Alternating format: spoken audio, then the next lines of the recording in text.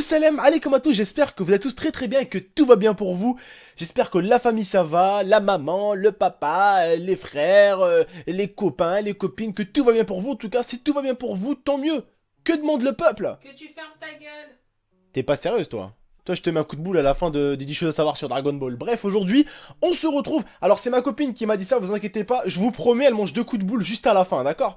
Vous inquiétez pas, je me s'occupe de tout. Vous s'occupez de rien, je lui mets 2 coups de boule dans sa gueule. Vous inquiétez pas, je vais lui apprendre ce que c'est que la racaille de Shanghai, parce que je viens de Shanghai, attention. Bref, aujourd'hui, on se retrouve pour les 10 choses à savoir sur Dragon Ball Z. Tout simplement, j'espère que vous allez aimer, parce que voilà, comme vous pouvez voir, j'aime beaucoup Dragon Ball. Oh putain, j'ai l'impression de mettre la main dans le cul à Sangoku. Non, c'est pas une bonne idée voilà, plus bas, tu vois. Voilà, Sangoku, que j'aime beaucoup. Voilà, j'aime beaucoup les mangas, donc forcément, j'ai voulu en parler aujourd'hui, en espérant que ça vous plaise. Donc on va commencer par la première chose à savoir sur Dragon Ball Z. Si on calcule les combats de Sangoku et de Freezer, au total, ça fait plus de 3 heures de combat. Et ce sont les combats les plus longs au total. Donc c'est quand même pas quelque chose de peu. Plus de 3 heures de combat, vous vous rendez compte? Enfin, après c'est au total, mais il reste quand même ceux avec un total de combat le plus long. Freezer dit que la Terre va exploser dans 5 minutes, mais en fait, elle a explosé 10 épisodes plus tard, donc plus de 3 heures. Donc, c'est pas pour dire Freezer, mais tu t'es un peu trompé. Elle a explosé quelques heures plus tard en fait. Mais bon, elle a explosé au final. Le vrai nom de C17 et C18 sont Lapi et Lazuli. Ça reste quand même très bizarre, mais bon, je veux dire en même temps c'est des noms japonais. Pour nous aussi, Eric ou Vincent ou Bernard ou même Abdel, ça reste quand même quelque chose de chelou pour les japonais, on va pas se mentir.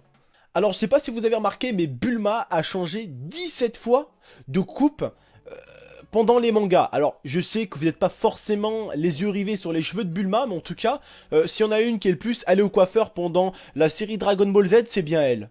La voix de Sangoku a été interprétée par une femme. Alors, je sais pas si les Japonais aiment bien que les femmes aient une voix un peu mi-féminine, mi-masculine, mais en tout cas, ils ont l'air d'aimer parce que Sangoku, non seulement on croit que c'est un petit garçon au final, alors qu'en fait c'est une femme, et c'est un peu comme Pokémon aussi, Pikachu qui faisait Pika Pika, on croyait que c'était un petit garçon, ou en fait c'était une femme aussi, tu vois.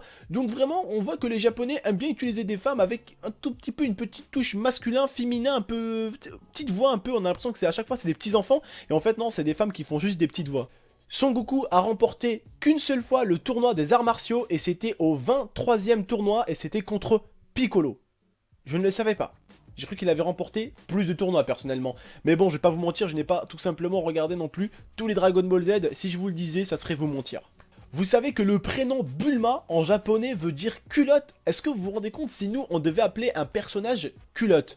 Alors je vous dis tout de suite, hein, je sais pas qui pourrait créer en France un personnage d'un dessin animé très connu ou même d'un manga plutôt très connu et qui l'appellerait culotte. Alors je te jure que les gens, les Français hein, qui regardent ta série, mais ils te mettent pire que des coups de coude. Hein, tu prends des rafales de gifles là. T'appelles ça culotte? T'es sérieux mec?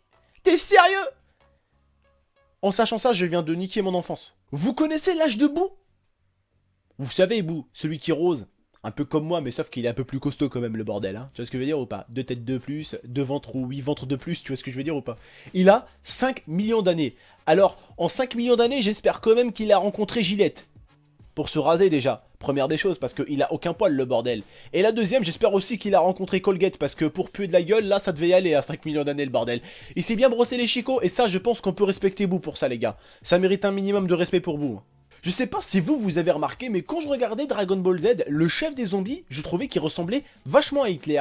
Et là, justement, dans les 10 choses à savoir, j'ai voulu un tout petit peu revoir un tout petit peu son image, et j'ai tout simplement remarqué qu'il ressemblait vraiment à Hitler. C'est-à-dire qu'il avait une petite barbe comme ça, comme Hitler, et il avait quelque chose, on va dire, un brassard autour du bras, logiquement, hein, brassard, brassard, voilà, autour du bras, tout simplement, et il se tenait comme ça, tu vois. Alors, t'avais vraiment l'impression que c'était le Hitler en mode Dragon Ball Z, tu vois. Donc je sais pas vous ce que vous en pensez, mais n'hésitez pas à me le dire dans l'espace commentaire si vous pensez comme moi, mais je pense que 99% pensera la même chose, et 1% qui connaît pas Dragon Ball Z dira je sais pas. Vous savez que les Namek par exemple, ils ont pas besoin hein, de faire du sexe.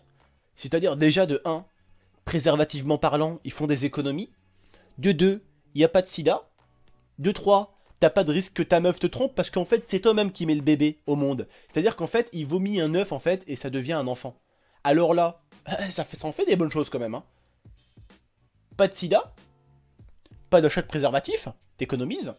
Et puis tu risques que personne te trompe. Et puis on peut dire que le petit là, il vient 100% de toi. Et puis voilà, j'espère en tout cas que vous avez aimé ces 10 choses en m'accompagnant. En tout cas, si vous avez aimé, je compte sur vous tous vraiment pour partager cette vidéo. N'hésitez pas aussi également à mettre un maximum de j'aime, je compte sur vous. Et n'hésitez pas non plus à laisser un petit commentaire dans l'espace commentaire, je compte vraiment sur vous. En tout cas, n'hésitez pas non plus à vous abonner à ma chaîne YouTube, je compte sur vous pour continuer à me suivre. Voilà, tout simplement, et pour recevoir les notifications quand je sors une vidéo. En tout cas, moi, je vous remercie. Et puis, je vous dis à la prochaine pour de prochaines vidéos. Allez, ciao tout le monde! Yeah, yo. Yeah, yo. Moonlight, la. Yeah, yo. Bitch better have my money. Y'all should know me well enough. Bitch better have my money. Play down, call me